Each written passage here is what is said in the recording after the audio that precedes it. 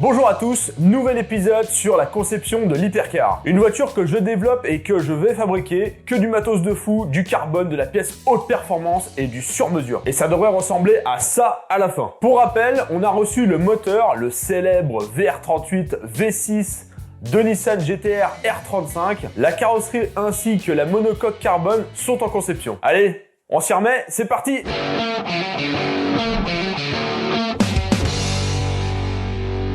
Pour le projet Hypercar, j'ai la chance d'avoir un partenaire clé, Dassault Systèmes. Vous le savez, j'utilise SolidWorks depuis longtemps. C'est clairement THE logiciel number one pour moi. J'ai fait la GT40 dessus et aujourd'hui je fais l'Hypercar. Et pour ceux qui ne le savent pas, SolidWorks est maintenant disponible pour vous dans le cadre de l'offre 3D Experience SolidWorks Maker. C'est une opportunité dingue pour voir ce logiciel à la base réservé aux professionnels chez soi pour faire vos projets CAO. Si vous avez des projets mécaniques, de l'impression 3D, de la découpe laser, etc., c'est idéal. Et non, ce n'est pas une version allégée de SolidWorks, c'est vraiment le vrai SolidWorks. L'offre Maker, c'est 9,99€ par mois ou 99€ à l'année. Même mieux, grâce à mon lien dans la description, vous avez 20% de réduction. Intéressant, n'est-ce pas? Voilà donc l'offre Maker pour avoir SolidWorks. Toutes les infos en description. Dernière fois, je m'étais attaqué au gros morceau du projet, la monocoque carbone. Une pièce de ouf, extrêmement complexe à concevoir et à modéliser. J'ai sué les gars. Cette pièce, elle est maîtresse et c'est elle qui lie pratiquement tous les éléments de la voiture. Les trains roulants, l'habitacle et la carrosserie, enfin bref, tout. On va maintenant rajouter progressivement ces éléments autour de cette monocoque. Le premier élément central, c'est le pilote. Et vraiment, il est central pour le coup.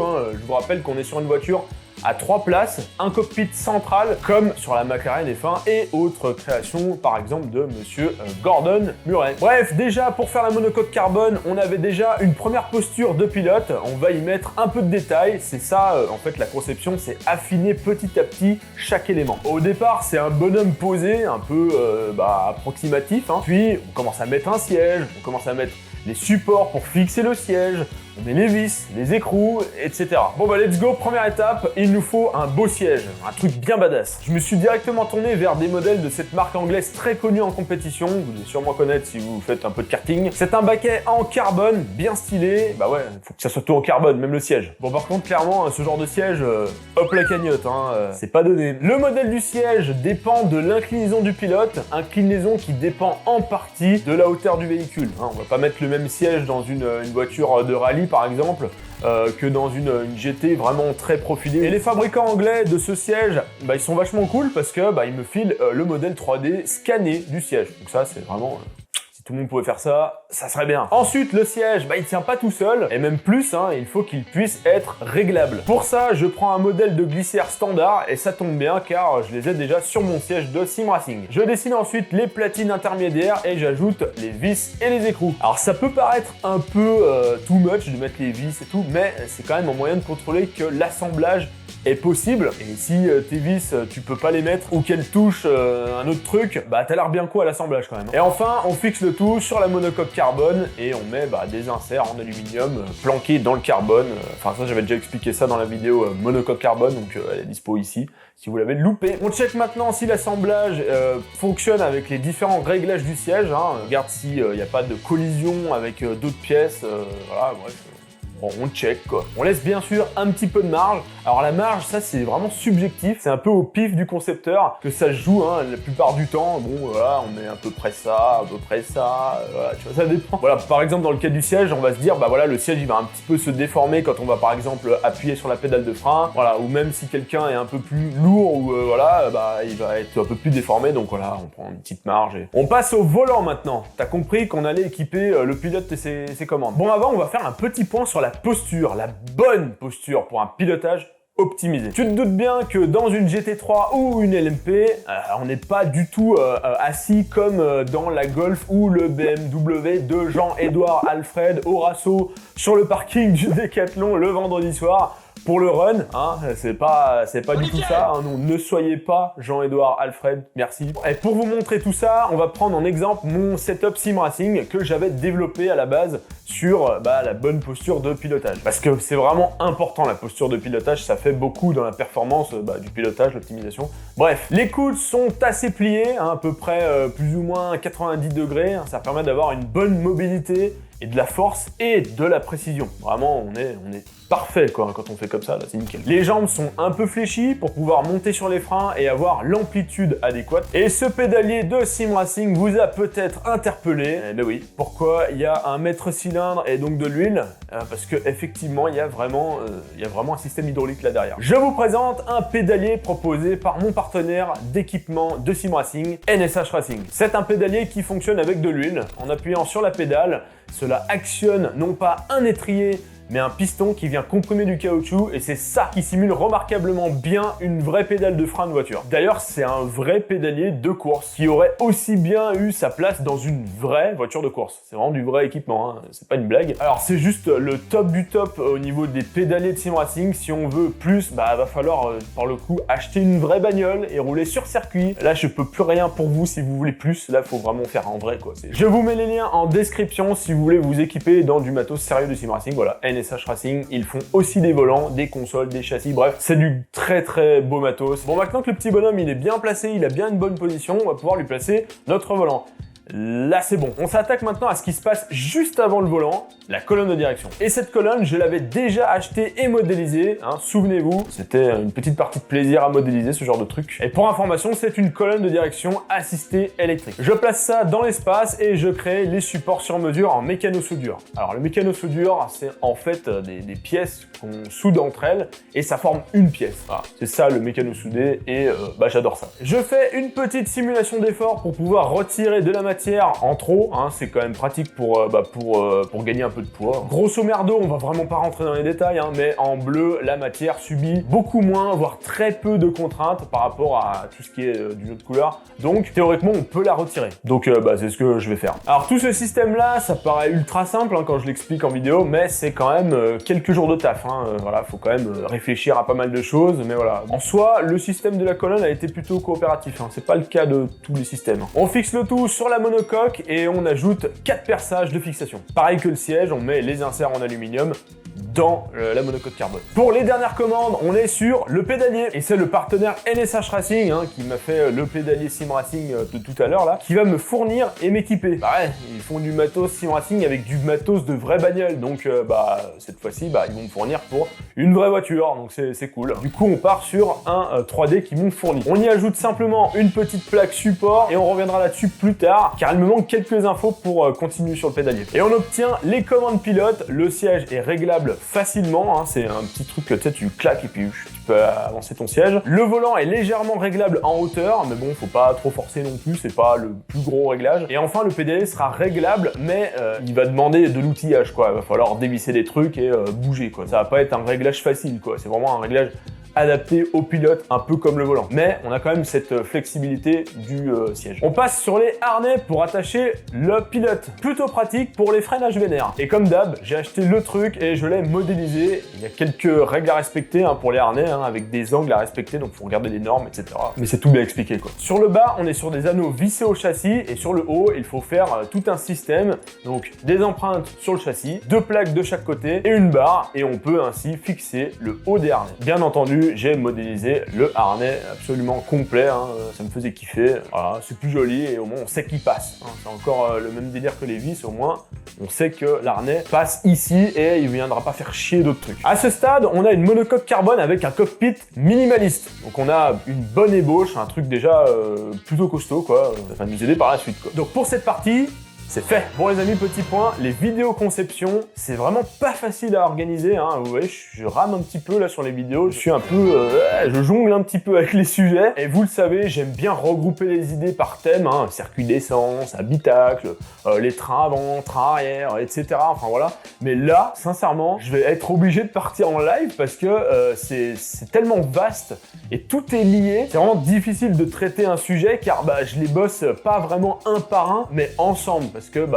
certains se terminent, d'autres seront terminés à la fin et pas avant. Bref, c'est un peu le bordel, hein, c'est tout à la fois, donc je peux pas vous faire un thème précis parce que des fois il est pas terminé parce qu'il y a besoin d'un autre truc précis, donc c'est un peu compliqué. Donc je vais essayer de vous faire des vidéos peut-être où on va traiter plusieurs thèmes. Ne vous attendez pas forcément à avoir un contenu sur un sujet, surtout en conception, parce que ça va être compliqué. Donc là, totalement hors sujet, on passe sur le groupe motopropulseur. Vraiment, il n'y a rien à voir, mais c'est un gros morceau et ça va vous plaire. Bon, déjà, on a la boîte de vitesse que le fabricant m'a envoyée en 3D, et ça, c'est vraiment cool, c'est ça de moi à modéliser. D'ailleurs, cette boîte, on en parle de plus en plus d'ailleurs, elle est commandée, elle est neuve, et je me suis pas foutu de votre gueule là-dessus, c'est une tuerie. Mais on en reparlera quand je l'aurai reçu en fin d'année. Le moteur maintenant. Le moteur, il nous le faut aussi en 3D. C'est parti donc pour modéliser un VR38 de Nissan GT-R R35. Je vous rappelle que ça ressemble à ça un moteur, hein. Il y a des formes un peu partout, hein. C'est compliqué. Mais avant, on va parler intégration boîte moteur. Tada! Déjà, qu'est-ce que c'est? C'est le fait d'accoupler un moteur avec une boîte de vitesse. Pour l'instant, ça va, ça a du sens. On me pose souvent la question, mais pourquoi tu mets pas la boîte de vitesse de la GT-R R35? En vrai, ça a du sens a priori, vu que j'ai le moteur de la GT-R. Mais en fait, non, ça marche pas. Déjà, la boîte de GT-R, elle est complètement à l'arrière de la voiture. Elle est même pas connectée au moteur, donc en fait, il n'y a pas besoin d'aller plus loin dans l'argumentation. Ça ne marche pas.